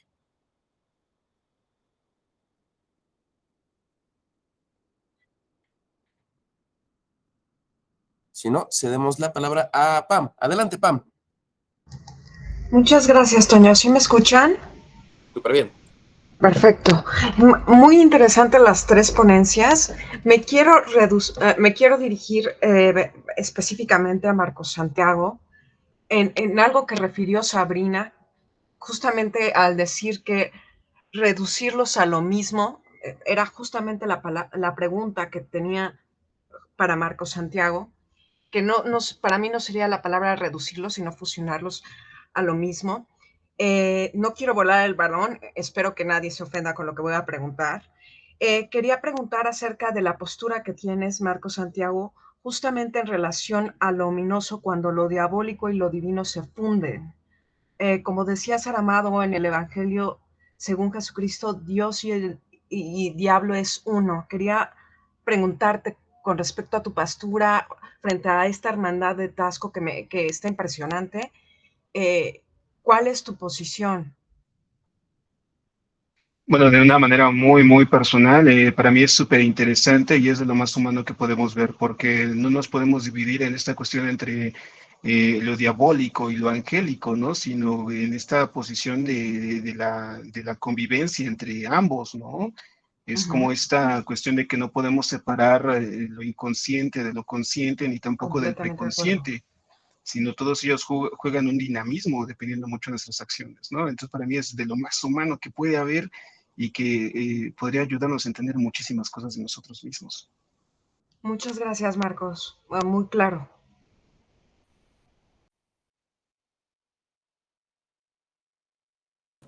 Tenemos también en el chat un comentario de Azul Picasso, dirigido a Sabrina. Sabrina, ¿dónde podemos seguir tus recomendaciones y pláticas? ¿En qué plataforma de YouTube, podcast,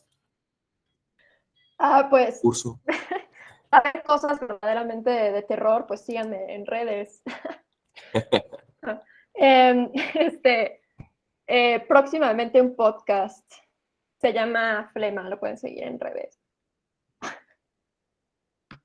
Ahí está. O en redes estoy así. Y ya les recomendé un texto de Gubern que creo que tiene mucho que ver con el tema que traté, por si le interesa. Muchas gracias. ¿Alguien más? ¿Preguntas? ¿Comentarios también? ¿Aclaraciones?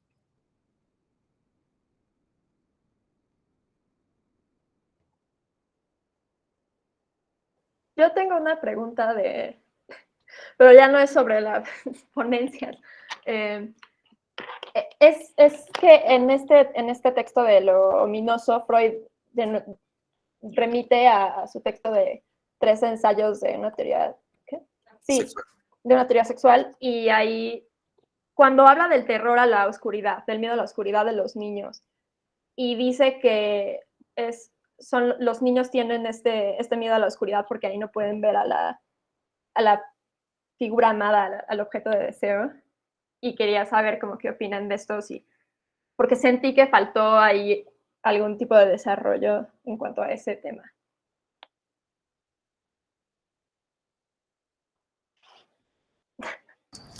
Yo quisiera comentar algo porque, o sea, yo sugiero, hay un texto de una psicoanalista de los principios de los 70 que se llama Dorothy Bloch, se escribe Bloch, para que la bruja no me coma, el miedo de los niños y niñas al infanticidio. Pero creo que, bueno, retomando, es 1905, ¿no? 3 ensayos de teoría sexual. 5 años después, pues está el Schreber, ¿no? El caso de paranoia. Y ahí hay una referencia que Lacan retoma y elabora y plantea y nombra, nomina, ¿no? Que es la forclusión. Entonces, a mí, yo insisto, bueno, lo que dije hace rato, ¿no? Yo insisto un poco, o quizá mucho, en que esta idea del retorno, ¿no? O sea, también si vemos los textos previos a 1900, a la interpretación de los sueños, hay un buen de referencias acerca del diablo y del Valle de los Muertos en Freud, así tal cual, ¿no? Y no estaría tan de acuerdo con el comentario esto de Dios y el diablo con relación a la referencia a Saramago, o sea, está bien, pues, pero lo diabólico se opone a lo simbólico, ¿no? Sin y dia, volé, ¿no? Son cosas distintas. Lo que se opone a lo simbólico es justo lo diabólico, lo que irrumpe, ¿no?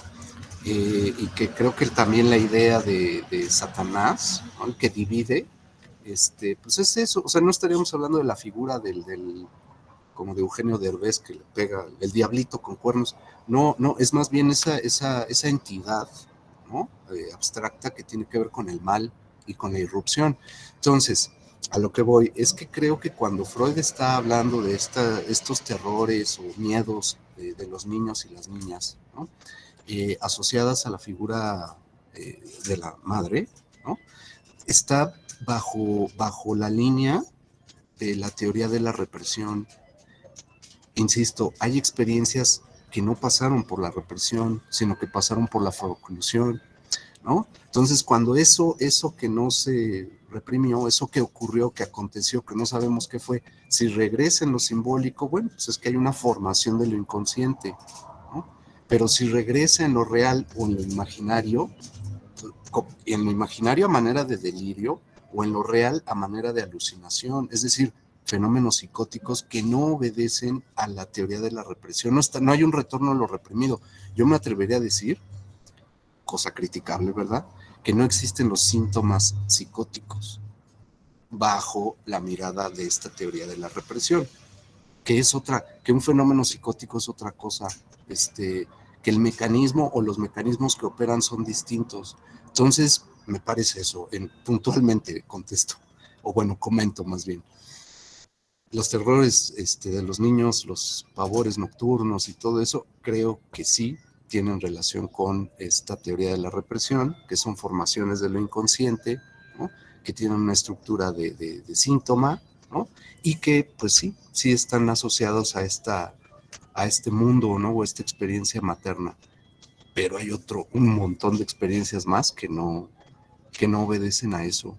Y me parece muy importante las referencias a lo diabólico y al diablo, pues, porque pues creo que mucha gente tiene renuencia, ¿no? A esto. Recordemos que hasta 2013, es decir, hasta el DSM-5, que aparece en marzo del 2013, existía la categoría de trastorno disociativo por posesión. O sea, la psiquiatría moderna, ¿no?, que tiene vínculos con las neurociencias y demás, hablan de un trastorno disociativo por posesión, ¿no?, y que lo vinculan con cuestiones culturales, ¿no?, y demás, pero sí hablan de eso, hablan de esa entidad, que si queremos le podremos llamar diablo o Satanás, ¿no?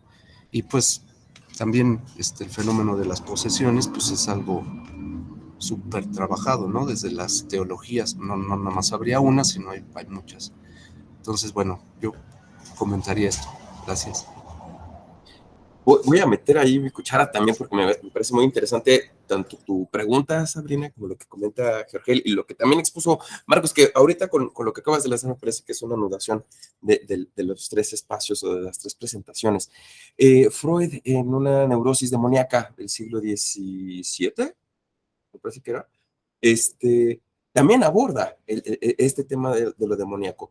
Pero vamos, creo que hay que también permitirnos abrir o romper que por demoníaco, ¿no? O por esta construcción que pudiera rasgar en lo religioso, no necesariamente es reductivo a una connotación teológica, ¿sí?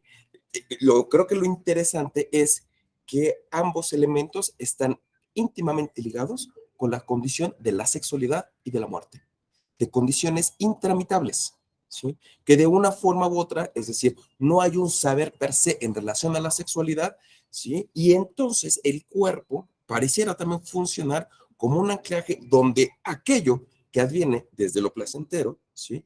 O incluso desde aquello más allá de lo placentero, la caña después se formulará como aquello del plus de goce, ¿sí? Está del lado de lo demoníaco.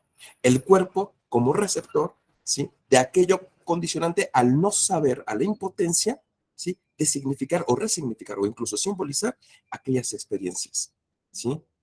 Y es muy interesante, porque creo que incluso la referencia que ahorita hicieron de Saramago, en el efecto, al final del libro, un hermoso libro de José Saramago, más allá de hacer esta unificación de una deidad, ¿sí?, si lo leemos a lo mejor tras bambalinas y con otros anteojos, pudiera permitirnos pensar o tratar, hablando con el significante, reincorporar esos elementos a partir de aquello que excede al cuerpo, ¿sí? Donde aquello de lo poseso, ¿sí? De hacerse poseer, ¿sí? Va de la mano con un resarcir de lo sexual también, ¿sí? Volvemos, por ejemplo, con el ejemplo valga la redundancia, perdón por ese lapsus, pero Hoffman en Los Elixires del Diablo, ¿no? Esto que este monje Medrano, ¿no? Que parece que toma algo parecido a la yumbina, ¿no? Y que de repente se transforma incluso en su voz, ¿no? Y que Hoffman empieza a describir detalladamente, va en torno a lo sexual. Fausto, por poner otro ejemplo, ¿no? La vinculación en relación a la sexual y al no morir, ¿no? Creo que hay algo donde lo corpóreo, y tratando de anular también el comentario, aquello que se presenta desde lo unheimlich, desde lo ominoso, desde lo siniestro, está íntimamente ligado con la no tramitación de lo sexual, ¿sí? De la sexualidad, ¿sí? Y la muerte, ¿sí? Que bien atinado decía el doctor Giorgel, ¿no? En la condición de las psicosis, aquello que adviene desde la alucinación o desde el delirio, ¿sí? Es una forma de reconstruir también aquello que no se ha podido simbolizar, ¿no? De ahí que sea no familiar. Yo me gustaría pensarlo como no guión familiar, no familiar, ¿sí? Como en esta condición de un movimiento de lo negativo, ¿sí? Y me parece que Fabiola, tenías la mano levantada.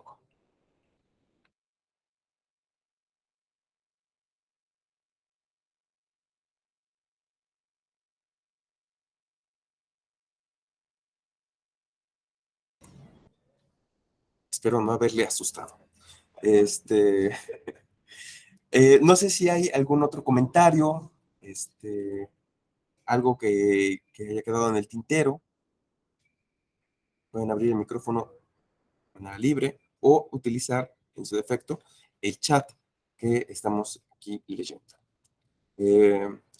Acabo de ver que el compañero Insight Psicología hace un momento levantaba la mano. No sé si desea comentar algo, apuntalar algo.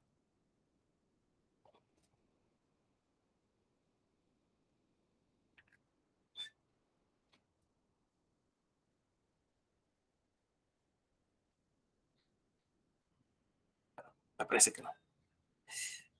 De todos, ah, de todos modos, les agradezco nuevamente el espacio, a título personal. Creo que son espacios que nutren también nuestra formación y quisiera justo aventar una pregunta muy parecida a la que hizo Pam, con esto que le mencionaba a Marcos, ¿no? Y un poco, a lo mejor tratando de atravesar las tres presentaciones, ¿no? Sin ser tan voraz ni tan atascado, ¿no? Pero este tema del luminoso, ¿sí?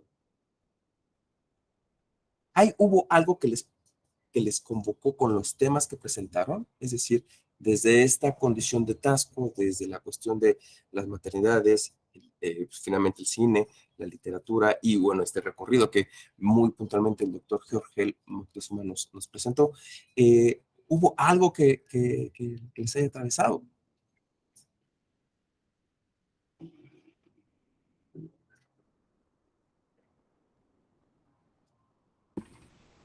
Soy Fabiola. Perdón, es que apreté algo diferente y me salí, pero a mí me gustaría que Marcos, yo conviví mucho con un hermano que es psiquiatra, oí mucho hablar del narcisismo, él menciona el narcisismo, la hipocondria, también convivo con la hipocondria en mi familia, pero me gustaría que me explicara, yo no había escuchado el narcisismo secundario. ¿A qué te refieres, Marcos, con el narcisismo secundario? Bueno, Oye, ajá, es que es todo un semestre de estudio. Pero bueno, lo que yo podría recordar del narcisismo secundario es que todos pasamos, según Freud, pasamos por un periodo narcisista natural, donde ok, nosotros somos el objeto de deseo y el objeto de goce. los niños pequeños lo podemos ver y demás. De repente, cuando nosotros ya empezamos a crecer o desarrollarnos, pasamos a esa transición, ya a que nuestro objeto de deseo sea la otra persona, alguien más, o algo, la pareja, y que siempre va a ir con esa historia y demás. Pero llega a pasar algo que de repente nos vuelve a mandar hacia la opción divinal, la opción del deseo hacia nosotros mismos. Por alguna razón, y esto es muy variable. Cada persona bueno, tiene su propia historia referente a cómo se va desenvolviendo todo esto. Y en el momento en que se vuelve a regresar hacia el yo mismo, vuelve nuevamente a querer tener esto que tenía durante era pequeño, ¿no? Y hay muchas variantes, como las que se habían mencionado, ¿no? Hacia lo que uno era cuando era pequeño, hacia el gozo que uno tenía cuando era niño, a lo que no pudo ser, que es el ideal del yo, lo que uno no pudo ser, y bueno, ahora vamos a ser ese niño que no pudimos tener dentro de ese idealismo. Y también se puede, ahí es donde habla Freud acerca de un apuntalamiento, de lleno a la cuestión de la madre nutricia, hacia el padre protector, el tener esa connotación ahí de la protección que se puede llegar a tener. Pero es que es muy variado cómo se nos regresa nuevamente ahí, a ese narcisismo secundario. Y hay algunos que posiblemente ni siquiera pasaron por esa transición y fue en automático que regresaron ahí. Hasta grandes rasgos, ahí es donde yo podría mencionar. Sin embargo, aprovechando que tenemos aquí a los expertos, porque pues uno que apenas va ahí caminando y pienso yo que ya por lo menos dejé de gatear un poco, el doctor Jorge, el maestro Toño podría mencionarnos un poco más acerca de eso. Perdón por aventarles la bola, pero necesitamos apoyo aquí. Gracias, muchas gracias, Marcos. Ay, pues yo nada más algo breve, voy a decir algo breve. Yo opino, ya que me aventaron la bola, que que el narcisismo primario es un mito, pero lo digo en buen sentido, porque ya sabemos que este asunto de las mitologías no es algo negativo, ¿no? Es un momento mítico que es útil y además necesario para poder entender pues la constitución del yo, ¿no? Porque a mí me parece que cuando aparece por primera vez ese niño o niña en el espejo, y que esta referencia a Lacan, ¿no? De que el yo es otro, al mismo tiempo, al momento en el cual aparece el yo, ¿no? Está ahí el otro, está ahí en ese momento, ¿no? Entonces creo que esa referencia a únicamente el yo, así narcisismo primario, el yo aislado, yo creo que eso no es posible, que no hay un yo si no hay un otro, que no hay un yo si no hay un objeto. Entonces, me parece que cuando ya surge el yo, después esa libido o esa energía, o como le queramos llamar, inviste los objetos y después se retrotrae esa energía que sería el narcisismo secundario, ese movimiento o ese circuito, yo creo que se da en ese instante preciso donde hay un reconocimiento, donde hay esta reacción de júbilo, donde por primera vez aparezco, ¿no? En el espejo y ese otro, pues soy yo. Entonces, creo que el narcisismo secundario, en Freud está bien esa división. Bueno, no es que yo ande corrigiendo a Freud, ¿verdad? Pero creo que en términos clínicos, yo diría que el narcisismo es narcisismo, ¿no? No, creo que en teoría sí es necesario hacer esa distinción entre primario y secundario. En términos clínicos, creo que no. Muchísimas gracias, me queda claro.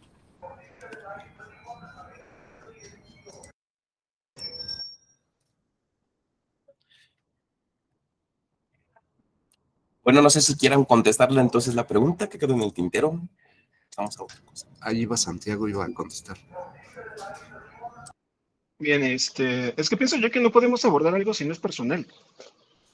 Algo de lo personal siempre va a estar ahí, ¿no? De una u otra forma nos llama la atención por algo. En mi caso, cuando empezamos a abordar este tema del luminoso del cuerpo, los demonios y demás, a mí siempre me ha llamado mucho la atención la cuestión de la religión, siempre. Más que nada por esta lucha que se tiene, ¿no? Entre la moral, la inmoral, el bien y el mal, cuando hace rato lo que preguntaba Pamela, de que para mí es algo que no podemos separar, ahí está, ¿no? Y que no lo podemos medir desde esta cuestión, desde lo moral o lo inmoral. Pero yo, perteneciente a la región sureña del país, en este caso mi familia de Oaxaca, muy seguido voy para allá, esta connotación de la religión es algo muy profunda, ¿no? Y las personas luego a veces entran en estas procesiones que a mí siempre me han llamado la atención, ¿qué los lleva a hacer ese tipo de actos? El año pasado tuve la fortuna de volver a acudir después de casi 10 años que no iba, pero fue algo muy curioso cuando de repente me ve mi abuela y me dice, oye, ¿sabes qué? Ya va a iniciar la procesión, tienes que cargar el estandarte para que tus pecados sean purificados, ¿no? Y yo dije, bueno, ¿qué onda con esto, no? Pero dije, bueno, está bien, es la abuela, me va a desheredar si no lo hago. Es más, si escuchara la conversación ahorita que acabamos de tener, se infartaría, pero bueno. Pero está ahí impregnado. Ahí es lo que decía, que cuando de repente se genera este ideal del yo, alimentado por las cuestiones sociales, alimentado por los padres, alimentado por las cuestiones educativas también. Tuve la fortuna también de estudiar poco tiempo, pero sí estudié ahí en Oaxaca, y la religión estaba metida directamente, aunque el láser lo prohibía. Entonces, ¿cómo es que entra esta connotación hacia empezar a vincular, que ahora ya a esta edad y con la experiencia y con lo que he estado aprendiendo con ustedes en el claustro, me ayuda mucho a entender esto, ¿no? ¿Cómo es que los llevan a este punto? ¿Qué hay de trasfondo? Y que es muy enriquecedor porque eso forma parte de la cultura humana. No puedo hablar de la cultura mexicana, pero sí de una cultura humana, porque lo podemos ver en diferentes partes. Entonces, regresando al punto, para mí todo es personal. Y eso me llamó muchísimo la atención. En el salón de clases le comentaba a una de nuestras compañeras, a Tania, que como, y a Monse creo que también, bueno, es que estaba tan metida la religión en mi familia, que si yo no hubiera terminado como psicólogo, hubiera terminado como padre. Al fin de cuentas, hubiera terminado confesando a las personas. Pero bueno, aquí estamos hablando y proyectándonos de estas cuestiones personales. Gracias, Toño. Creo que eso es un gran ejemplo de narcisismo secundario, ¿no? Donde viene la amenaza de la abuela, ¿no? De no cargas el estandarte, a no perder el amor, pues uno termina cargando hasta santitos. A ti. Pues me llama también mucho la atención los tres trabajos muy interesantes, el trabajo que presenta el doctor Georgel, que va haciendo este cruce, pues, de lo teórico y el avance que tiene la obra freudiana. El trabajo que presenta Santiago también es muy, muy interesante con relación a este ámbito, pues, que no deja de incidir en lo clínico. Y ahorita que te escucho, Santiago, me hizo ruido la participación también de Sabrina, que tiene que ver toda esta línea vinculada a la identificación materna y todo esto del orden de lo siniestro. Justo esta semana, perdón, es un paréntesis, yo escuché, bueno, trabajé con una paciente que justo al momento en que ella toma conciencia que su síntoma es la herencia de la madre, entra en error. Dice, es que entonces esto lo tengo por mi mamá. Y entonces esto viene de la línea materna y está horrorizada porque viene trabajando desde tiempo atrás, que no se quiere parecer a su mamá, que detesta la posición de vida de su madre, o sea, la posición subjetiva. Y cuando le dan un diagnóstico que para cualquier persona podría haber sido, bueno, pues es una condición que puedes atender. Ella verdaderamente está en shock, o sea, está en una situación es que entonces se va a cumplir esta, digamos, como esta profecía de que voy a ser como mi mamá, porque su mamá siempre le dice, es que tanto me criticas, vas a acabar como yo, vas a ser justo como yo. Entonces, bueno, esta línea que ahorita hablaba Santiago, ¿no? De las cargas, de las herencias y todo este ámbito de tomar conciencia de aquello que a lo mejor estaba, pues ahí justo, ¿no? En luminoso, como en un rechazo a aquello que podría ser el linaje, ¿no? El linaje y que sujeta de cierto modo, pues desde lo más terrorífico a lo familiar. Entonces, bueno, pues muchísimas gracias a los tres por sus trabajos. Creo que son líneas de investigación que abren pues este ciclo y que dan pauta para continuar con esta reflexión. Sin duda la relación y el vínculo que abre Sabrina con el cine, súper interesantísimo también. Es algo que vamos a anunciar, a lo mejor lo vamos a retomar particularmente para el segundo semestre del año, vincular particularmente el cine con el psicoanálisis. Pero pues bueno, creo que eso es algo que quería comentar. Muchísimas gracias por compartir sus trabajos, Santiago, porque aparte compartes tu experiencia, Santiago. Muchas, muchas gracias. Y pues al doctor Georgel también, muchas gracias, porque siempre estás aportando, construyendo desde lo teórico y desde la experiencia clínica. A todos los asistentes, también muchas gracias. Antes de terminar, yo le quiero pasar la palabra a nuestra compañera Ana Santis. Ella es compañera del área de promoción. Ella les quiere dar una breve información vinculada con la maestría. Adelante, Ana. Gracias. Gracias, Pati. Buenas tardes. Muy interesante escucharlos a todos. Hola, yo soy Ana Santi, soy promotora del claustro y les quiero hacer una cordial invitación para que se unan a nuestra maestría en estudios en psicoanálisis. Iniciamos clases el próximo mes de agosto. Si tienen interés en recibir información sobre la maestría, les dejo mis datos en la sección del chat, ¿vale? Muchas gracias, que tengan excelente tarde. Y antes de concluir, aprovechando los comerciales, también les invitamos el día de mañana al tercer coloquio de Psicología Crítica y Psicoanálisis, que está coordinado por el doctor Jorge Moctezuma, que está justamente de este lado, el taller de pensamiento, ¿no? Y bueno, les esperamos desde mañana a las 11 de la mañana, ¿verdad, Jorge? Y sí. Después Sí. a las 4 de la tarde. Son 2 horarios, ¿no? Van a ser espacios virtuales y, bueno, de una u otra manera, este tercer coloquio, pues anuda la experiencia que han tenido los grupos de investigación coordinados también por el doctor Jorge Moctezuma, que están evidentemente en este intersticio, ¿sí? Entre el psicoanálisis, la psicología crítica y evidentemente desde sus praxis y su recuestionamiento o cuestionamiento desde lo teórico y lo metodológico. Entonces, les esperamos también el día de mañana y el 12 de mayo para la segunda mesa de diálogo, ¿sí? Entonces, sin más, les agradecemos profundamente a todas, a todos y a todes, a nuestros panelistas y panelistas, bueno, nuestras y nuestros panelistas, y pues bueno, nada más que esperando verles pronto y en nombre del Colegio de Psicología, aprovechando que está aquí la maestra Ana Patricia González, les agradecemos su atención y escucha y comentarios y cosas ominosas. Los esperamos mañana. Que tengan buena tarde todos. Hasta luego. Muchas gracias a todos. A todos. Bye. Gracias. Bye.